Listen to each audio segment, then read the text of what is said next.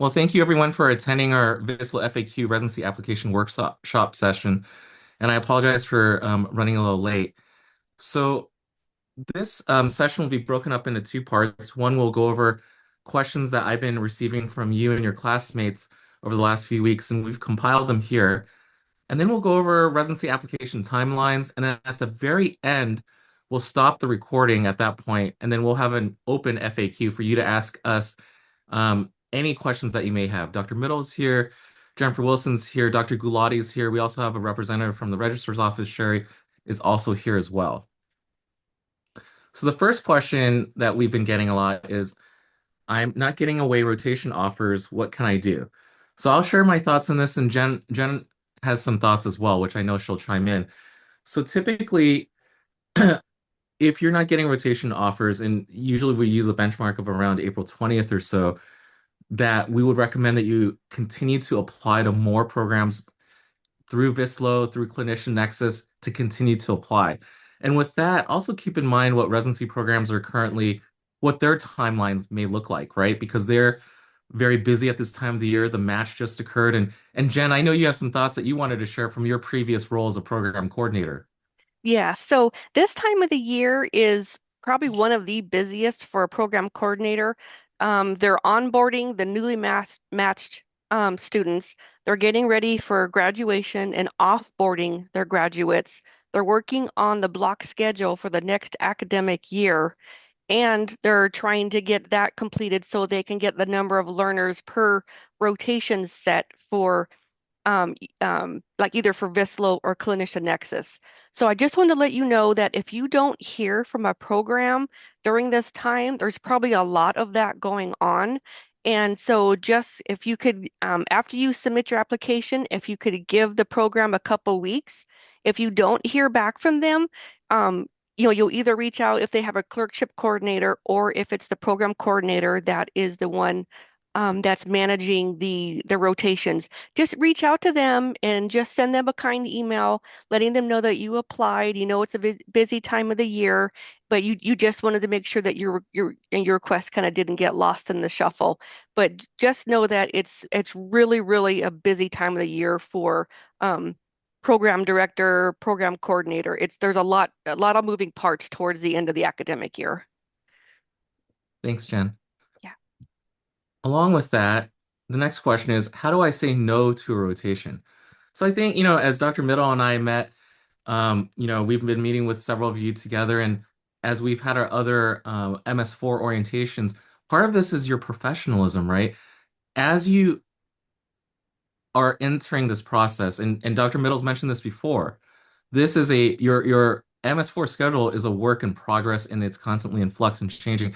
You are making the best possible decision that you can with the information that you currently have at hand, right? So right now, you have an offer. Let's say you have 2 to 3 offers for one block, and they're coming in at different times.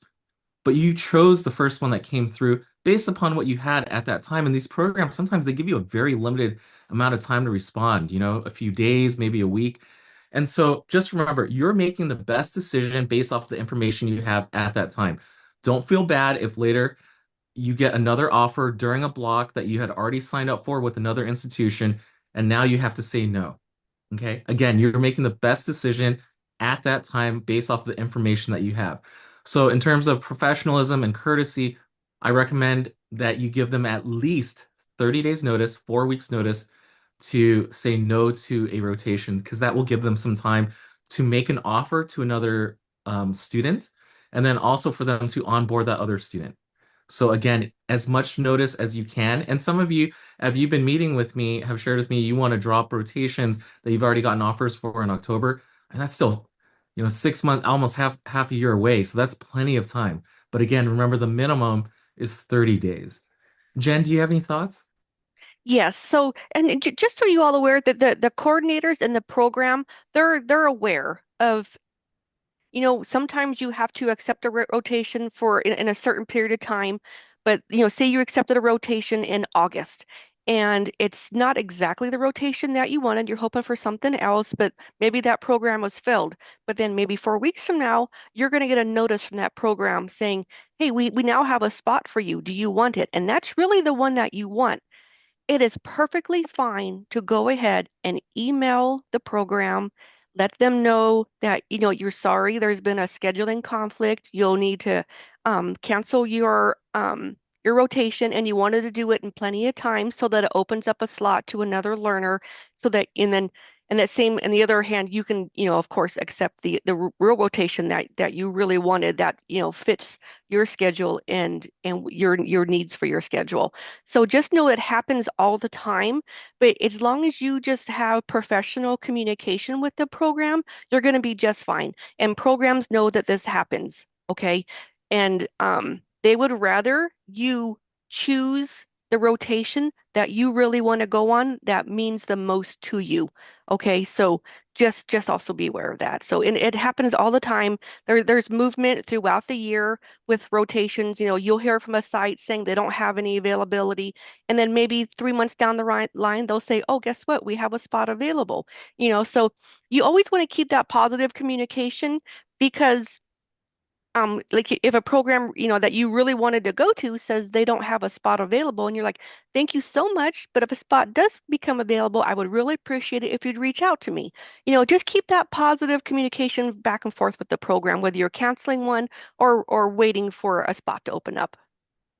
Thanks, Jen. And some of you have asked me, will this hurt me? And, off of what you just shared, Jen, the answer is no. The only Correct. time I think, in my opinion, it would hurt you is if you don't show them the professional courtesy and you give them extremely late notice. Correct. So please give Yes. them as much notice as possible. Yeah, 30 days is preferred just because it takes that long to get the new learner onboarded.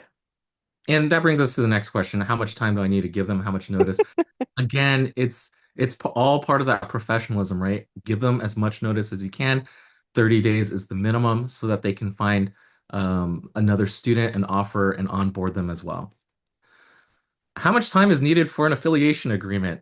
So I'll leave this for our UME team and Dr. Middle.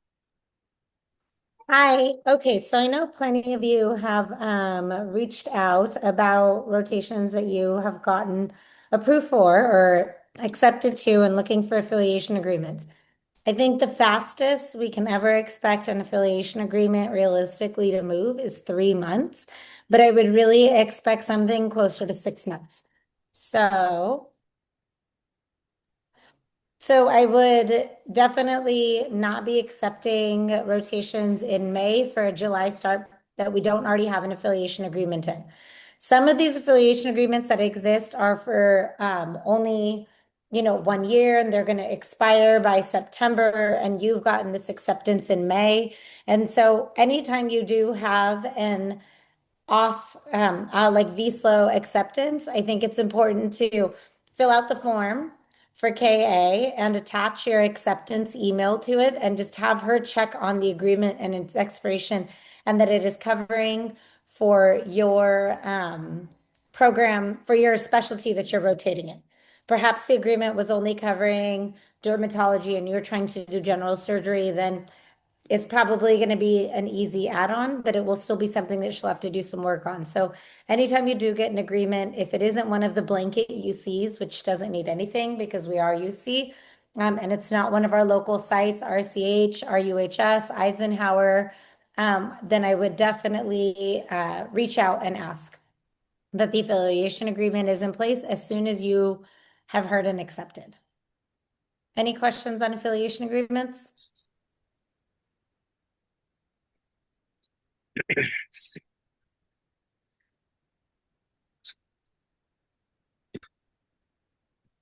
Okay.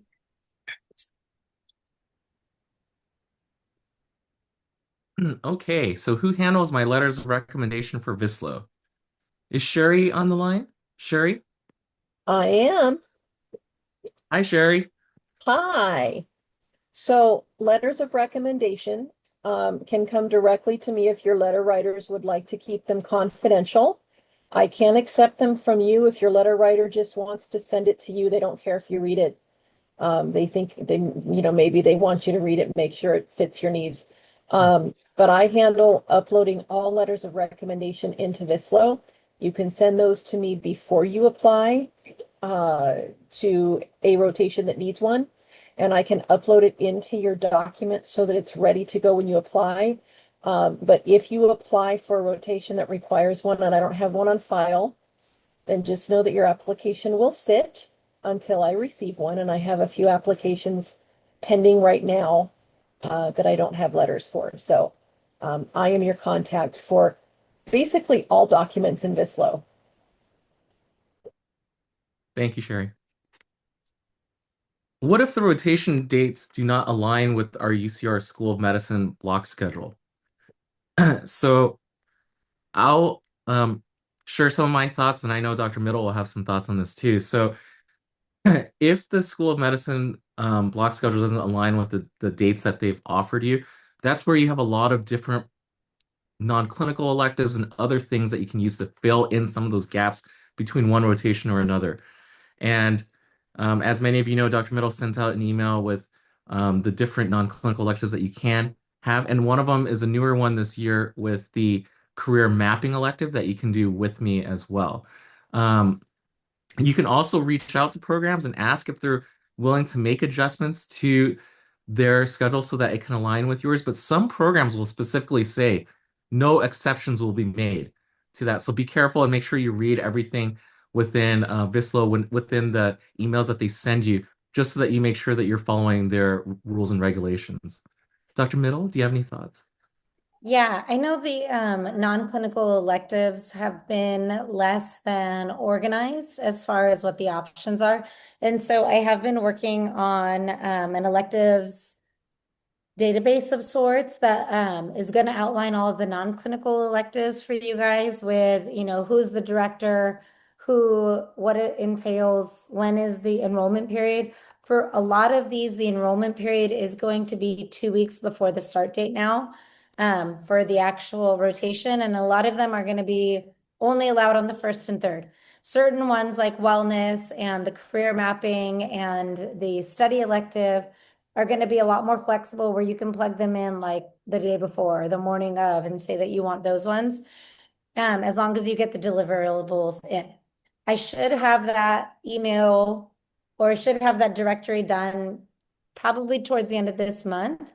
And I'm hoping to include some of our internal clinical elective as well. We just got a clinical elective with Kaiser Montana, I believe, in palliative care that they'll offer for 2 weeks at a time, 1 or 2 weeks at a time. And so I'm trying to just gather those. It's been a while since we've talked to some of these elective directors and we haven't had students on some of them. So I'm just reaching out to all of them and reconfirming that they are still available to take students, but the ones on that list are going to be internal only, which means you guys have first priority and only priority to the clinical electives on there and the non-clinical electives. But we have expanded out a lot of those to give you more options to fill in some of these 1 and 2 week gaps that happen when the schedules don't align with our block schedule. A lot of them should align with our block schedule because we moved the start date to June 29th. And that is when it's looking like a lot of the sites have started their fourth year and their rotations. So a lot of them should line up. Again, I know a lot of the rotations are only doing 3 weeks for the students so that they can get more audition rotations and get a taste of you guys more on their end. For some of those, remember, if you want to make them a sub-I, you may have to ask for the 4 weeks so that they qualify. Otherwise, these little 1 week non-clinical electives or 1 week clinical electives that you can find are great. Thank you, Dr. Middle. Can I choose my ICU rotation time frame in the latter half of the year? So I know Dr. Middle will share her thoughts, but again, this is a it depends type of answer. So the first is if you decide to do it through a UCR controlled site, then the answer to that is no.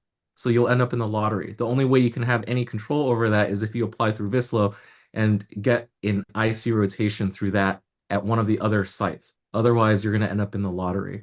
Dr. Middle?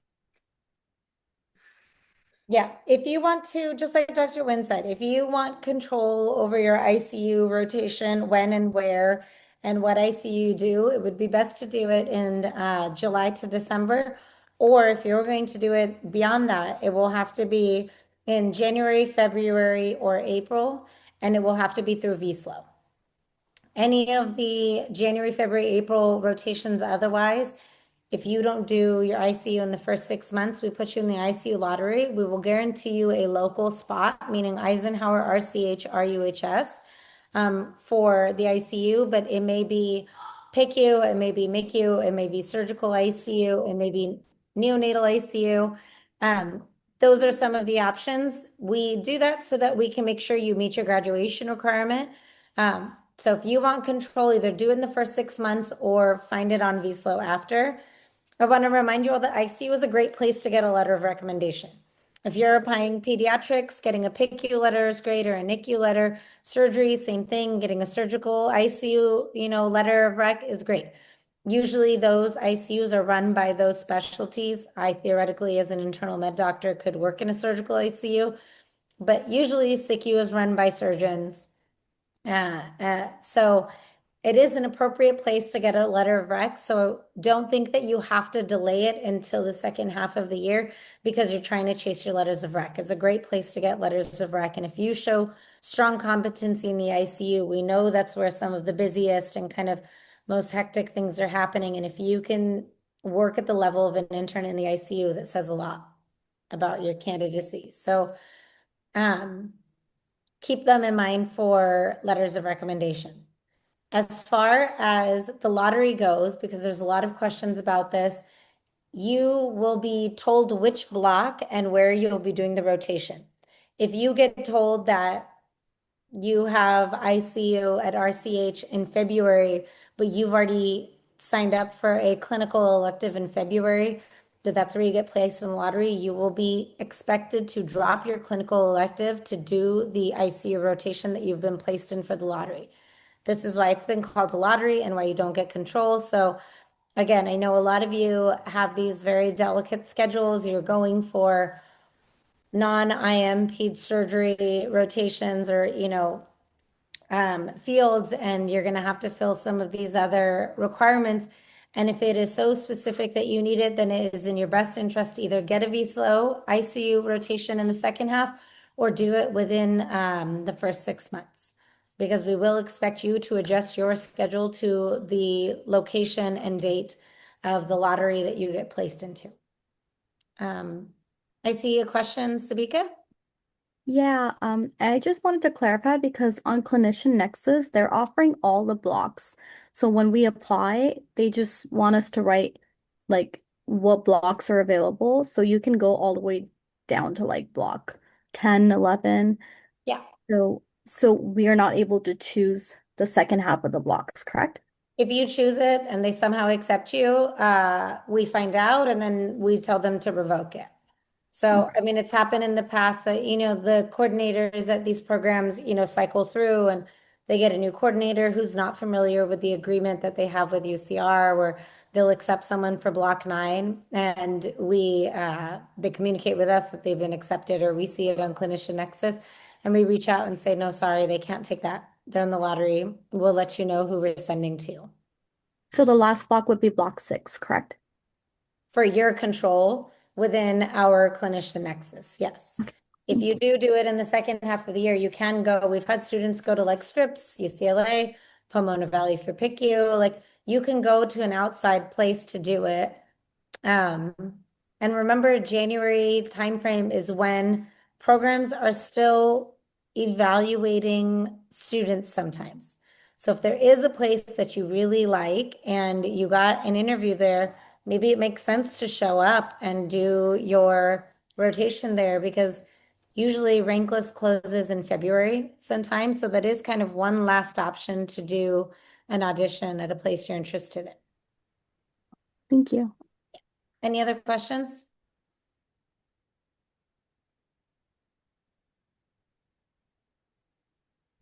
Okay. I see, sorry, I see a few more questions in I'm trying to address them as fast as I can. It's more helpful in this manner to just raise your hand and ask the question, because then we get behind. So, Leonidas, I see yours here. When do we hear back for the lottery? What's the time frame? 30, 60, 90 days out?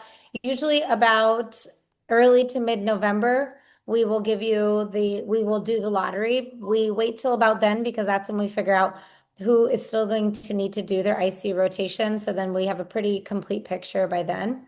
So early mid-November is when you would find out. Hawkins? Is Arrowhead part of the lottery? Arrowhead is not part of the lottery. Okay, Eduardo? Yeah, thank you again. I believe you had mentioned it before, but I just wanted to confirm, during the first half of the year, there's no way to cross rotation dates at a local affiliate site, even by like 1 week, things like that, For or ICU. You can. We prefer it to not because we run the didactics. If you cross rotation sites, you are going to have to show up to didactics for ICU at a time where you are not on ICU.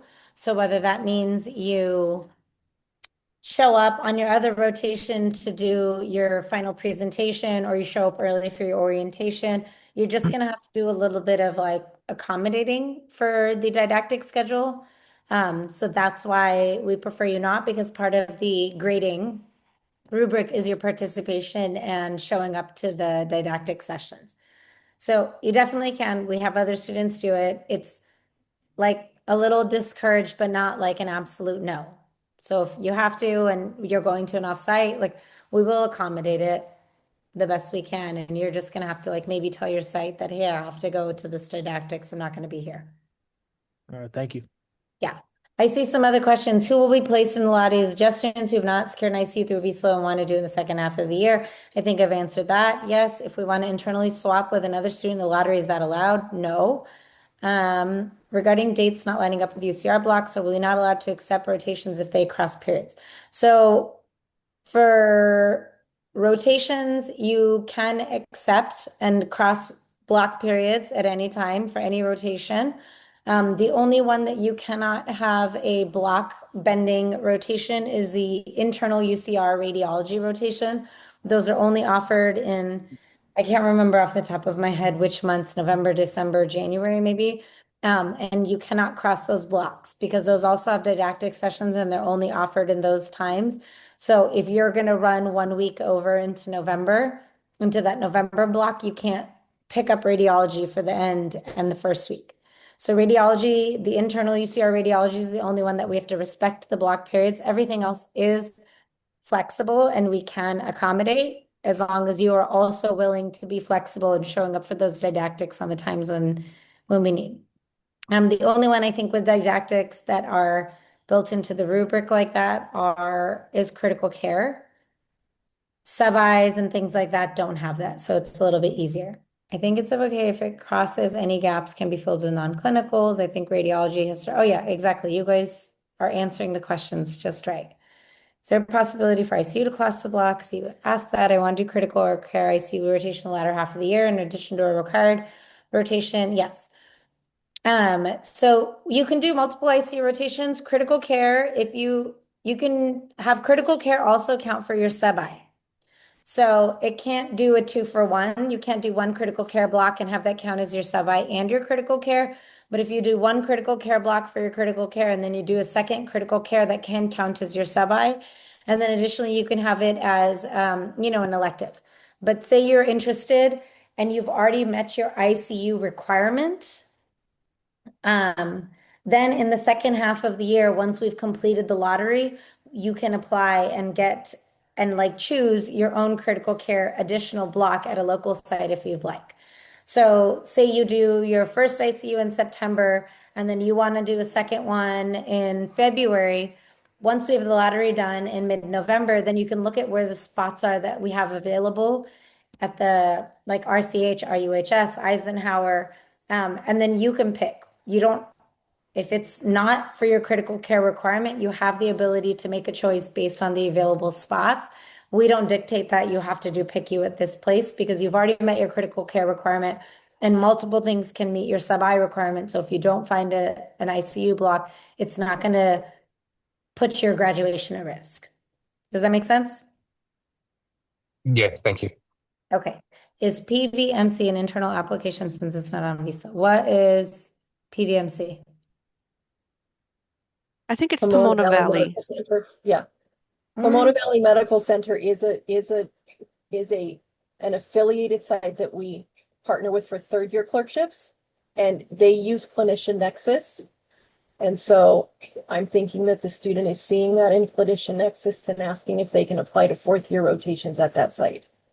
Pomona Valley does not count as an internal spot. So if you get an IC rotation there, we've had someone else to pick you there in that latter half of the year. That's under your control and you get to keep that. Hawkins. So I want to make sure I'm understanding correctly. So if someone does two ICU rotations, one's going to count as the ICU requirement.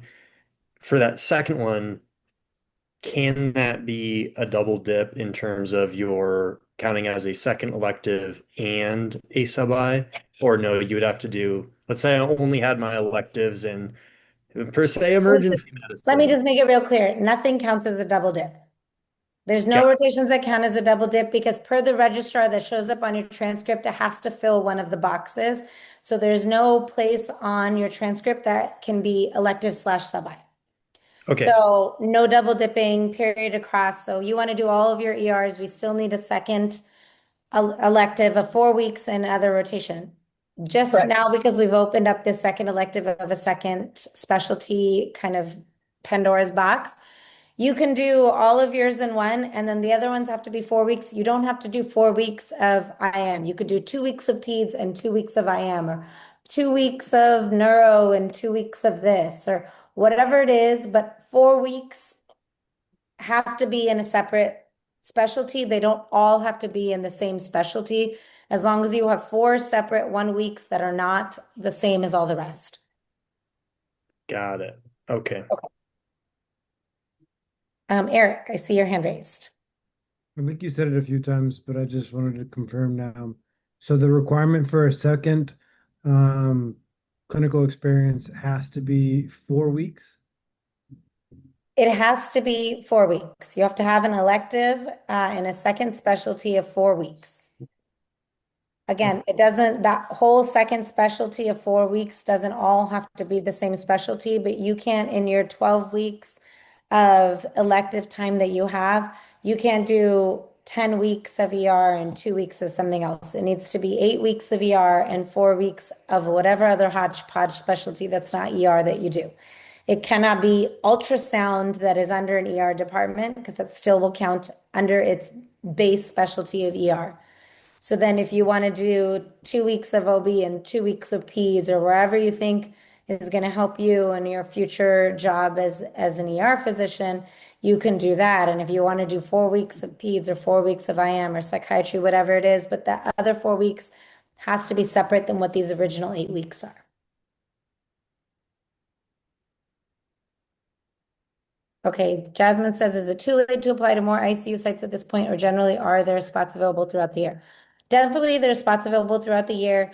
A lot of our local sites, I can tell you with certainty that RCH and RUHS, they have like vacillating acceptances. A lot of them don't even look at your application until 60 days before because they're just busy trying to keep up with the upcoming rotation. So if you've applied for September, October, November, and you haven't heard back, don't be surprised.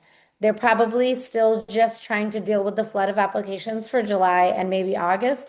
And by July and August, maybe you'll start hearing about some of those other ones. So don't panic that because you haven't been accepted, that you aren't going to get it. There's still a very good chance that you will get those ones, especially on the internal sites. Where can we find the internal spots are going to be the clinician nexus. But doing something like pediatric infectious disease count as a different specialty since pediatrics, other rotations primarily IM. Yes. So if you're going to do peds infectious disease, that's under pediatrics. And if you're 8 weeks are IM and then you do 4 weeks of peds IM or ID, perfect. But you can't do like 4 weeks of GI, 4 weeks of cardiology, and 4 weeks of IM, because those are all under internal medicine, and that's 12 weeks of internal medicine essentially, and that won't count. So if you're going to do 8 weeks of IM, then you can do 4 weeks of EM or peds or anesthesia or whatever other thing you want to do to fulfill that second specialty requirement. So any questions about the lottery, or I guess now we're already talking about the second elective requirement? Yes, Eric. This like second clinical elective, we're responsible for finding it? We only place you guys in the critical care lottery. Everything else you're responsible for finding on your own. Got it. Joyce. Quick question. So let's say I am currently looking for IM rotations, but some of them offer like 2 weeks and others offer 1 week. If I separate it so that like there's 2 weeks of IM at one site and then another 2 weeks of IM at another site, do those combined fulfill an IM elective? So your electives don't have any minimum time frame requirement. If you're talking about the second specialty, yeah, you can do 4 1 week blocks. You can do 2 2 week blocks, 1 4 week block in a second specialty, and that will work. For the electives, there is much more laxity on what the school has in their policy. If you're trying to do two weeks at one site and 2 weeks at another site for your sub-I, we can do that. It's a little bit difficult. It's best to reach out to us and discuss the 2 weeks here and the 2 weeks there that you want to do. It must be 4 consecutive weeks. But I know that some of these places are again offering 3 week rotations only.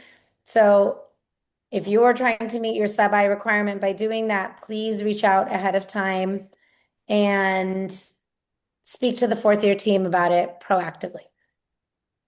Does that make sense? Does that answer your question? Yeah, so it sounds like sub-I should be continuous, hopefully, but then the electives, it could be broken down. So sub-I has to be continuous in the time frame. So sub-I has to be 4 weeks straight. Critical care has to be 4 weeks straight. Okay. You can do 2 weeks and 2 weeks, but you can't do 2 weeks in January, a month of something else in February, and then 2 more weeks and have that count as your sub-I or critical care. That won't suffice. Your electives can be 1 week, 2 week, 3 week, 4 week, whatever you choose. Okay, sounds good. Thank you.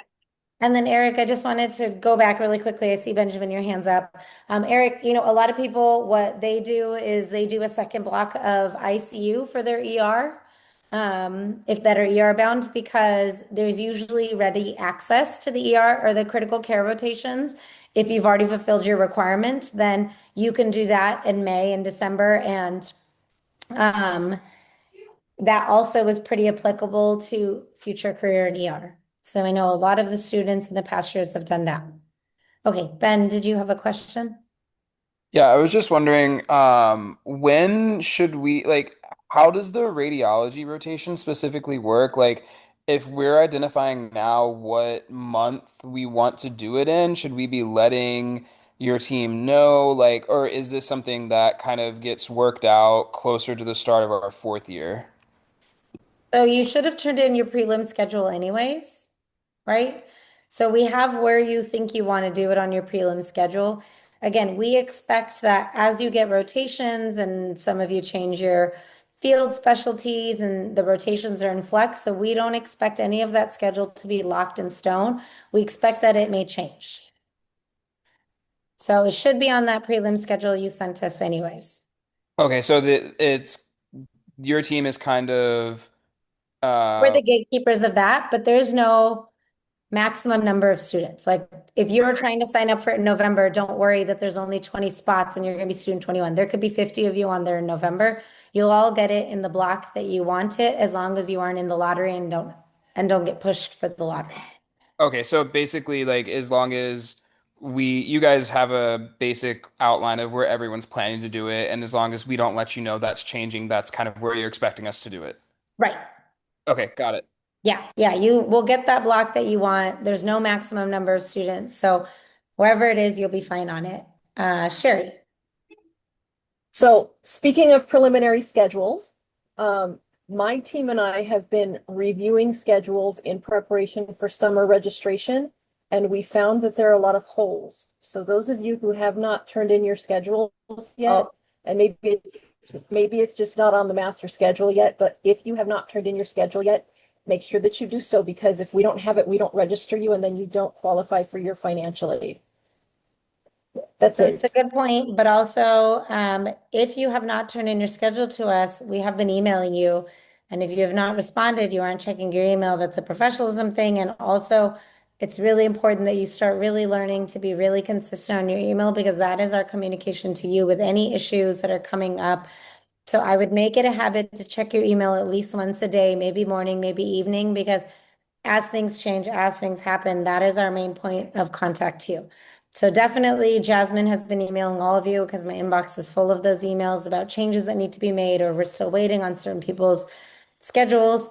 I don't know when, Sherry, do they have to have their prelim schedule in for you to get them registered? Yeah, we were supposed to start registering students for summer next week, and unfortunately, we have a whole bunch of holes. And so, obviously, yes, as long as you're registered by the start of summer, you're good. But um, there's a lot of planning that goes into this, especially with Jasmine and the fourth year team. And so, turning your schedule in last minute creates additional challenges and potential roadblocks for the team. So, the sooner you get it in, we understand that it will shift, right? Fourth year, first through third year, you were lockstep in your schedule. Fourth year is completely different. It gets completely turned on its head. So we understand that your preliminary schedule will not be your final. But if we have no schedule for you, then we don't register you. If we have a preliminary, we can register you for what you've planned, and we can always adjust your registration based on changes. But if we have nothing, we're just not going to start. Okay, I have another question in the chat. It said, would an IC rotation from December to January not qualify to avoid the lottery? Also, are we allowed to rotate through the designated winter break? So a December block IC rotation would definitely pull you out of the lottery, because you're getting it done in the first 6 months. The lottery blocks that we do are January, February, April. March are all pulled off for transition to residency anyways. Can you rotate through any designated winter break? You can, as long as it is attached to, the majority of it is attached to an enrollment period. So I'm picking arbitrarily the date, but say we go on to winter break December 19th and your rotation goes till December 25th. That's okay, because 1 week of it goes into only 1 week of it rolls over into the break. If you roll over into the break and you have one extra week there, you don't get to do one less week in your whole year. You still are obligated to fill all of your enrollment period weeks with a rotation. Sometimes we can give you an extra week of non-clinical elective. Sometimes you pick up an extra week of clinical elective. It will be on a case-by-case basis. But say you roll over 2 weeks into winter break, you don't get to have 2 weeks in May where you don't have something filled in that spot. You can't get extra flex. That's against the rules. So you will still have to fill those extra weeks with something, no matter what it is. You cannot start, say we start our winter break or whatever it's called, holiday break, December 19th. You cannot start a rotation December 20th that ends January 3rd or something that is fully within a break period. It has to be attached to an enrollment period, with the majority of the time frame of that rotation being in the enrollment period. So it is definitely fine to go into it, as long as it is the minimum part of the rotation going into a break period. Okay. When would we hear back about waitlists from Patton or Pacific Grove? Those you'll probably hear back 1 or 2 months ahead of time. Again, Jasmine is our only fourth year coordinator. This is a role that we have two fourth year coordinators doing on a full-time basis. And it's Jasmine, and she only started in January, and she's running your guys' schedules that have been changed 4 times, which we know that you guys have been changing them. And also the transition to residency and all of the current fourth years, making sure we have we're auditing all of their grades right now and their requirements to make sure they're graduating. So she's got, 3 full plates, and she's only supposed to have 3/4 of a full plate in front of her. So she will hear. If it's for a July or August rotation, I would probably wait till early May to reach out and confirm that you've got that scheduled with her because right now we're still wrapping up a bunch of the stuff for the fourth year in the transition of residency. Okay, so there's a few more questions.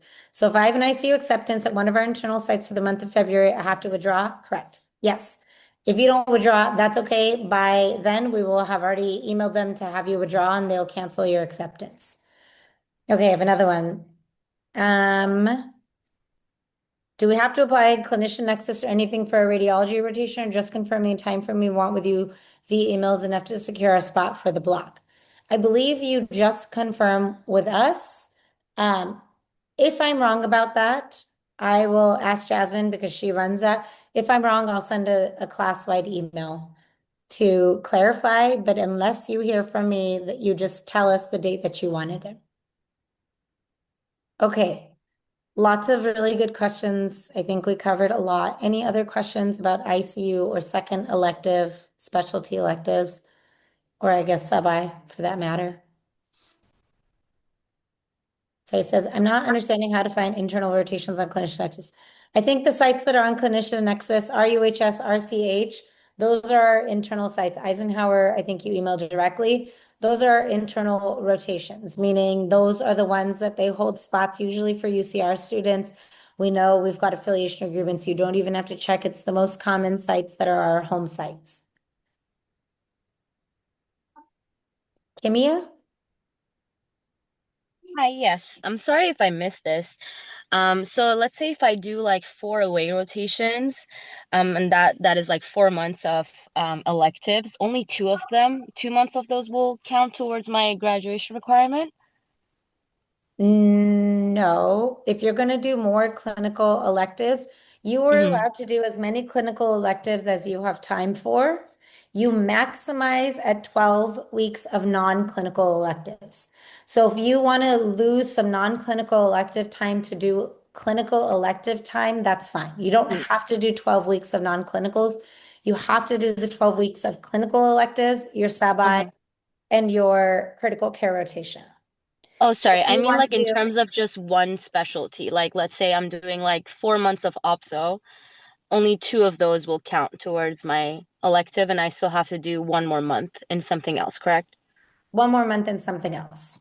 Gotcha. And then those 2 extra months, they just don't count towards anything. They will count as elective time. You get credit. You have to have a certain amount of credits to graduate, just like in college. Oh, Um, okay. you will basically be replacing non-clinical electives with clinical elective time. So Oh, gotcha. Okay. you're just going to be losing non-clinical elective time, which is Mm-hmm. fine if you're trying to go to ophthalmology. I know that it's like more face time is better. Mm-hmm. But that will kind of just be the trade-off that you have to do to take more clinical electives. Thank you so much for Yeah, but you clarifying. do get credit for them and Mm-hmm. you won't be expected to do 12 weeks of non-clinical. Oh, perfect. Thank you. Yeah. Okay, anything else?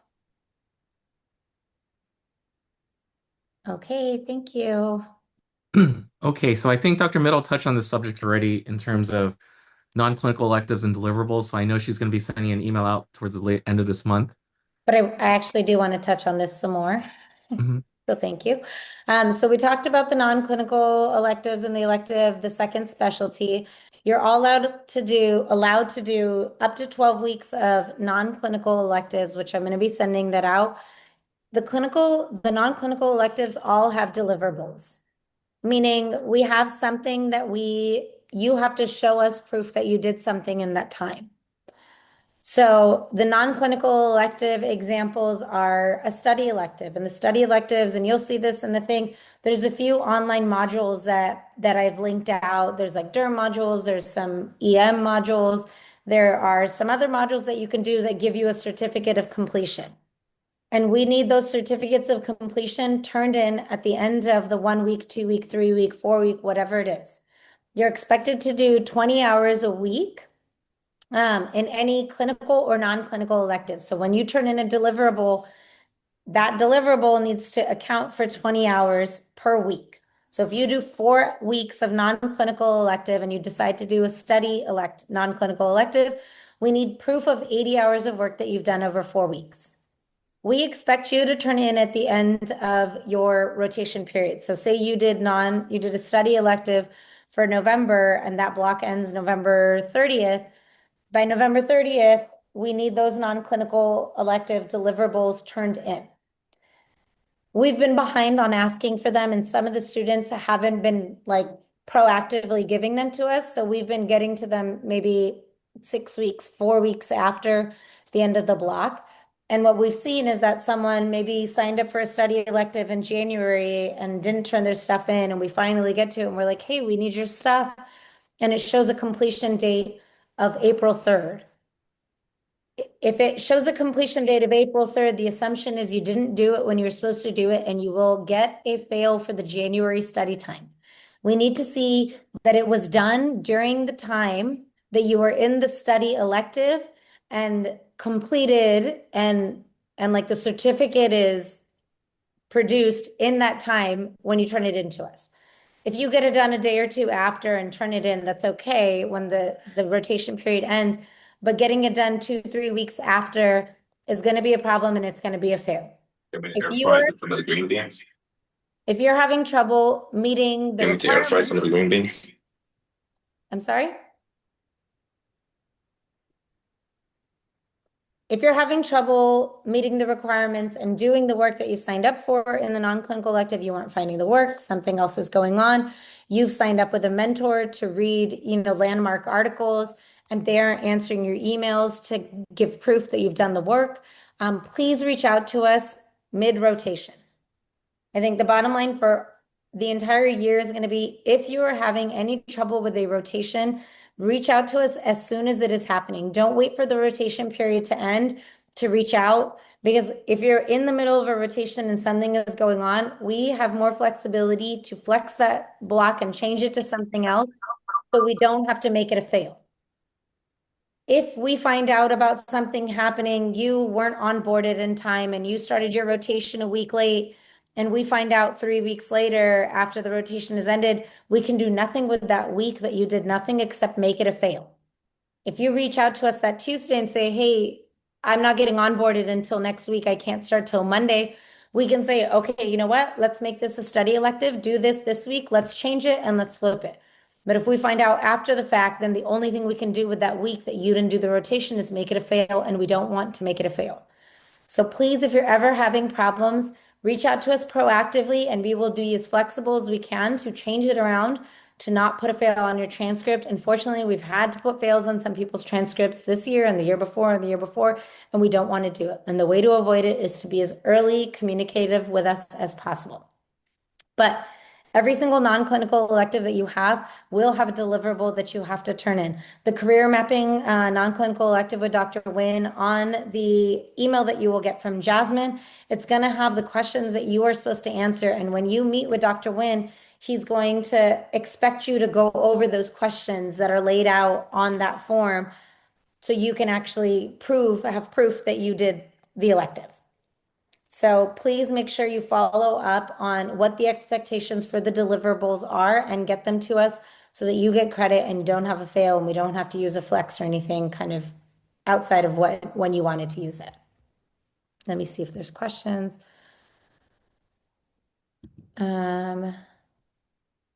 Is there a list of sites rotation specifically for affiliates that we can look at on Clinician Nexus or for the affiliates? On Canvas, there's a list of hospitals that we have affiliation agreements with. Again, even if it's there, sometimes the affiliation agreement may expire before your rotation is set. So if it's on that site, please make sure that you reach out to KA and confirm once you've gotten acceptance. For ICU part of the lottery is just the 3 sites, RUHS, RCH, Eisenhower, or the others. Just RUHS, RCH, Eisenhower are the 3. What kind of proof can we turn in for study electives? Do questions count? Depends on the study elective. A lot of them have certificates of completion. If you get with a faculty mentor and you're going to go over landmark articles and you're going to read them all and then sit and discuss it, sometimes it is proof from the attending just writing that, yes, we did this and the meeting, or sometimes it's a small kind of summary of each of the articles that you did and then proof of the meetings with the faculty. So it will be dependent on what the study elective is. I don't know what beans means, Sean. So if you have a question, is it possible for fourth year team to make a brief one page of common question answers regarding rotations? I think it'd be very, again, all of these questions have been answered in all of the various orientations, and all of those orientations are recorded, and all those PowerPoints are on Canvas. So it's difficult to do a brief one-page common questions because there more than can be covered in a page, and all of those PowerPoints and recordings are on Canvas, and they are all been covered multiple times in the orientation sessions. We know you got a lot on your plate. We know building your rotation is hard. Your schedule for fourth year is hard. We know it's very stressful. We're not expecting you to remember all of it, which is why they are up on Canvas with the recordings and with the PowerPoints. So review them and see if you find an answer. Otherwise, please just email us. We're happy to clarify any of this as well. This would be helpful for people who are more visual than auditory. Exactly. So the PowerPoint is there on Canvas for all of the orientation sessions. The recording is there on Canvas for all of the recording sessions, for all the orientation sessions. All of these things have been answered multiple times in those PowerPoints. Again, there's a lot of nuts and bolts to this, a lot of moving parts. It's very different. We don't expect you to have heard it 2 or 3 times in these orientation sessions and know it, but they are available for you guys to review. And definitely, we are also available to answer questions via email or set up a meeting. If you've got specific questions, just email Jasmine and me and say, hey, I'm confused about these specific things. Can we meet briefly? And we're happy to do that as well. We know it's very confusing. We know that you are dealing with a lot, so we don't expect you to have heard it twice and memorized it. So just ask us, ask us, ask us. We're happy to answer all the questions. Okay, I think I've answered Evo. Marina, I think Kimia, your hand's up from before. Marina? Yes, thank you so much, Dr. Mithil. Sorry, I know I kept asking about the internal rotations a lot, but something that I don't understand is like for the rotations where UCR students get the first opportunity or like no other schools are competing for them, is there a list of these rotations specifically, like not just for the sites we have affiliation agreements with, but the sites where the opportunity is just for UCR students? The sites where the opportunity is just for UCR students are the ones that Jasmine, that she makes the list, the Patton, the Pacific Grove, St. Bees. Those are just for UCR students. They don't take outside students. All of the ones on Clinician Nexus, whether internal sites, they are open to other students, but usually they do hold spots. It's not a set in stone thing where if you haven't applied and you're getting close to the date and they accept another student, they're not going to kick out the other student for you. But I know RUHS is considered an internal site. We have an agreement with them that they are supposed to be kind of holding so many students across all of their rotations a month. So any of the RUHS, RCH ones are specifically for UCR. Eisenhower is a mix. They're a little bit more picky on who they take and what students. They usually want to see students who are interested in their specific rotation that they've applied for. So they're a little bit less consistent, but they do try to prioritize the UCR students. And we haven't had a specific problem.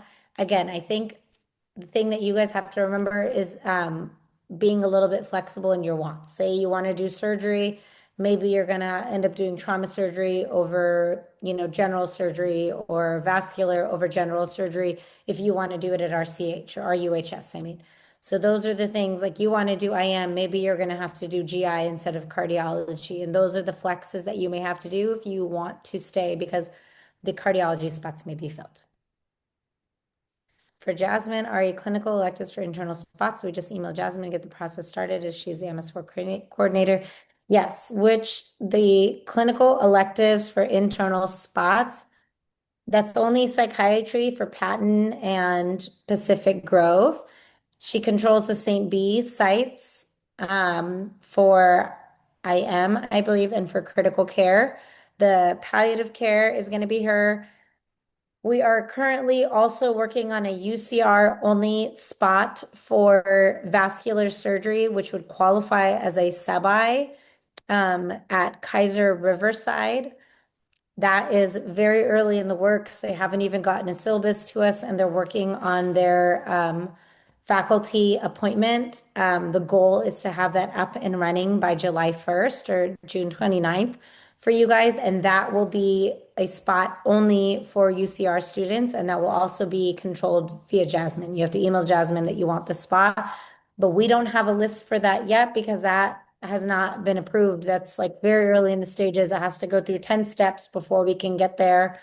So we don't want to advertise it for July until we at least have it approved somewhere. We need a little bit more down in the process, but as a heads up for you guys, there is going to be a vascular surgery sub-I that will only be for UCR students at Kaiser Riverside starting early next academic year. Is the VA an internal site? I also noticed RUHS PICU, NICU says only for those applying LLUP's residency. So PICU will take UCR students. NICU will sometimes take UCR students. NICU has pulled back on their acceptance of the UCR students recently, but they're still doing it. That's inconsistent on the UC, LLUP's residency. RUHS PICU is definitely open for UCR students. They are, in fact, kind of only taking UCR students for some time, but they only take one student a month. So those I would go ahead and apply on Clinician Nexus still. VA is not an internal site that we have control over. I just want to point out there's a list of approved study material that have deliverables. Okay. When you're applying on Clinician Nexus for a lot of these, like say you want to apply for a cardiology elective, the way or for ICU for surgery, the way to apply is you have to go to the general surgery or the IM, and then in the comment you have to write, you apply, you pick the block you're doing, you pick surgery, and then in the comments you write surgical ICU, medical ICU, cardiology. There's no separate cardiology, GI, ICU application on Clinician Nexus. You have to write in the comment under the main specialty that you want the subspecialty there. The process for doing a study elective, one preparing for step 2. So you cannot do step 2 studying for a study elective. You have to have some alternate deliverables, and it cannot just be UWorld and AMBOSS questions. So while you can use a lot of that time to study, we only expect 20 hours of deliverables on a clinical and non-clinical elective. That gives you a lot of time to do whatever else you want to do. Those rotations are good for board studying, and they're really good for interview times. So when you have a Monday and Tuesday interview, you aren't going to have to be making up a bunch of days and jumping through hoops trying to get your requirements done for things like sub-I and critical care. Does burn, SICU at Arrowhead count for ICU? Yes. Okay, Rose, I see your hand up. I think you kind of, first of all, thank you, Dr. Middle, for taking the time. You and Dr. Nugan and Jennifer and everybody else who's here, to take the time to answer our questions. You guys have all like a lot of great advice and wisdom and things, so thank you for that. I wanted to ask you, I know you kind of already mentioned that Jasmine has a list of all of the different like UCR like first pick and UCR affiliated programs and like which specific specialties and electives they offer. Can we get that list or is that list uploaded somewhere? So the UCR first pick are the ones that you email her for. Is that list not on Canvas? Personally, I'm not aware if it is or not is on Canvas, but I have a feeling if it was, we all would have shared it and been picking things from I mean, ours. it's like literally just like those 3 sites. I It's understand literally, like, if it's the sites, but my question is like, okay, well, how do I know if they have IM there or P's there? How do I those, know? they don't, it's only Patton and Pacific Grove, which are Yeah. psychiatry, and then St. B's, which is internal medicine and ICU. It's literally just those 4 Uh-huh. ones. And then you said Eisenhower, you have to email her to. Eisenhower, I think you apply directly on their website. They have their own application process. You do those directly through them. Okay. Everything else is on Clinician Nexus or VSLO. And then It's you just mentioned. literally the 4. So just say it again Okay. and I can send it out in an email. It's Yeah. Patton and Pacific Grove, which is psychiatry. And then I believe IM and definitely ICU at St. B's. Okay. We And then will be having that that vascular surgery at Kaiser Riverside that will Yeah, be solely ours and through Jasmine, but that is not a site that's an option yet. sure. And we will have the Kaiser Fontana 2-week palliative care clinical elective, but this is the first time they're offering it, so they only want one student a quarter. So that's going to be very limited as well, and it will just be those ones. Okay. And Yeah. then you also mentioned, like previously, you mentioned Scripps ICU. Is Scripps like have their own website, or are they also on VSLO? I don't know. It's their own website, Rose. Yeah, Okay. They're on the some Arya, of them, Arya, yes, Arya, some can you of them send go me for their the own website? website. Some of them go through VSLO. There's too many for me to know every hospital. I just know where you guys have rotated through. I don't necessarily know the back end and how you guys have applied there because there's a million hospitals across the US. So, but just to clarify, because I saw Arya ask SICU, burn SICU, like literally anything that's titled an ICU, if it's not like a basic MICU, SICU, PICU, NICU, you just email us. Like someone's done cardiothoracic ICU, like perfect, it's an ICU. We are not picky about the subject of the ICU. If it's an ICU and they will accept you as a rotation and there's any question about it, just email us. As long as it isn't actually an ICU-based rotation, we're happy to have it count for your ICU rotation. Similar things that if it is labeled just I'm gonna deep dive into other things that have been a problem. Like sometimes you guys are signing up for rotations at other sites and they are called sub-Is at other hospitals. Just because that hospital calls it a sub-I, it still needs to meet our internal policy for what a sub-I is. So it needs to be an inpatient based. It can't really have consultative. It cannot go to you can't have clinical time. It has to be a fully inpatient based site where you are doing at least 40 hours a week and you are the primary team.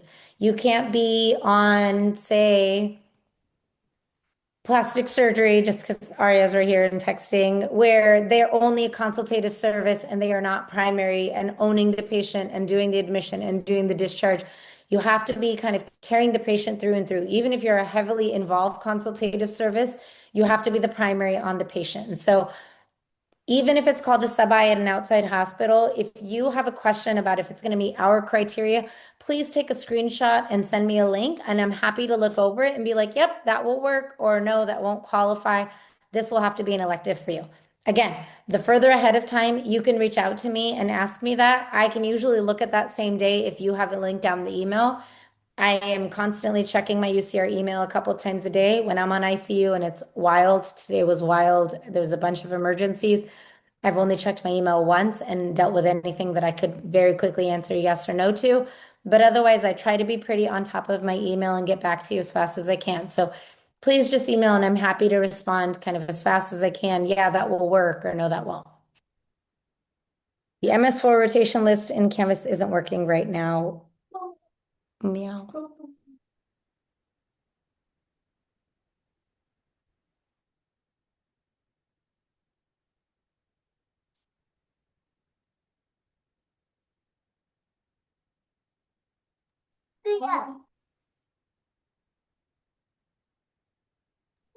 Okay.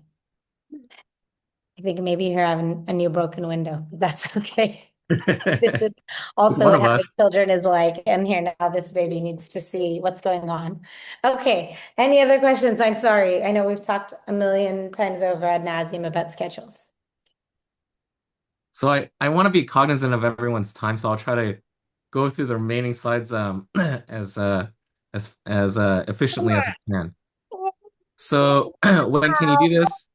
Career mapping elective with me, plus minus 5 weeks of your of the week that you signed up for. You can either do it 5 weeks before or up to 5 weeks after. How do I ask for letters of recommendation when I'm on my sub-I? So again, my recommendation is this. It's better to know whether someone's going to write you a great letter of recommendation right off the bat, rather than find out during the interview trail and you find out that they wrote you one simply because you asked and they wanted to help you. So I would recommend, do you feel, when you ask them, do you feel that you can write me a strong letter of recommendation? Because it's very important as I apply for residency. And if they say they can't, then it's better to know now than later down the road. So let's talk about residency application timelines. So just so you know where we're at, next month, Okra will be hosting a noteworthy characteristic MSP workshop. That will be with me and Jennifer Wilson. And we'll talk briefly about noteworthy characteristics in a second. In June, the noteworthy characteristics need to be submitted to Okra by June 30th. It is due to us at that time. Also at that time, we will release your ARIS and residency CAS tokens.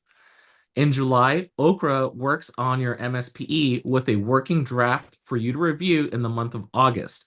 You will have 1 month to review it and to meet with me, either me or Jennifer Wilson, for any thing that you would like to check for in terms of accuracy. Okay. And then in the month of September, we will upload your MSPEs to ARIS. And remember, ARIS opens at the end of September this year. ARIS opens for residency programs on September 23rd. In the month of October, Okra will be hosting multiple mock interview workshops that you can sign up for. In November, we will host a mock interview tips workshop, which is where we will go over common interview questions and whatnot. And typically that is when interview season will begin. In December, we'll continue with interview season and military match results occur during that month. In January, we will proceed with interview season again with urology and SF match for ophthalmology results. In February, we will be hosting a rank order list workshop for to go over rank order list for the specialties that are not early match. In March, early March, your rank order list will be due, and match day will be in the third week of that month.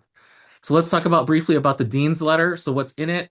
As you know, the dean's letter is prepared between the Office of Student Affairs as well as UME. And essentially on the first page is a biographic data, that, your name, you're a fourth year medical student here at UCR School of Medicine, as well as some basic data, including when you matriculated into medical school, what's your anticipated date of graduation? Were there any sanctions taken against you? Were you placed on probation? Did you have any leave of absences? And also on that first page are your noteworthy characteristics. So those are the three things that you are most proud of as a medical student that you've accomplished here. Now, we've given you the opportunity to write that with our assistance, and we can help you with that if you want to go over it. And like I said, we'll be having a workshop on this next month. Following that first page are several pages of your rotation evaluations and a summary of your performance in medical school, followed by the last paragraph, which is a summary of your overall time here. The timeline for this, again, as I mentioned, the noteworthy characteristics are due to Okra by June 30th. Okra prepares your MSPE in July with a draft for you to review for the month of August, and we will be uploading it in the month of September. In terms of your ARIS application, so what's in it, it's going to have your, again, biographic data, your extracurricular activities, scholarly activities, personal statement, CV, letters of rec, transcript, USLM transcripts. Again, as I mentioned, ARIS tokens are going to be released in June. Start meeting with Okra now. You can meet with Jennifer Wilson now to go over your CV and personal statement. I know many of you already have been doing that. Again, ask for your letters of rec while you're on your sub-Is and away rotations. Ideally, between blocks 1 to 3, you can do it up to blocks 4. But remember, programs can start downloading your application on September 23rd. It is to your every and early benefit to get those things done by then. Is it the end of the world if you don't know? But you really should try and aim for that. Okay, September 23rd.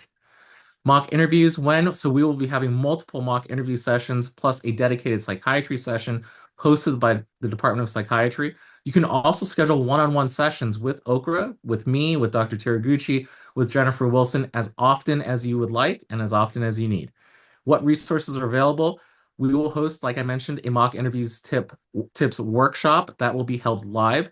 You can also view last year's mock interview tips workshop on our Okra webpage.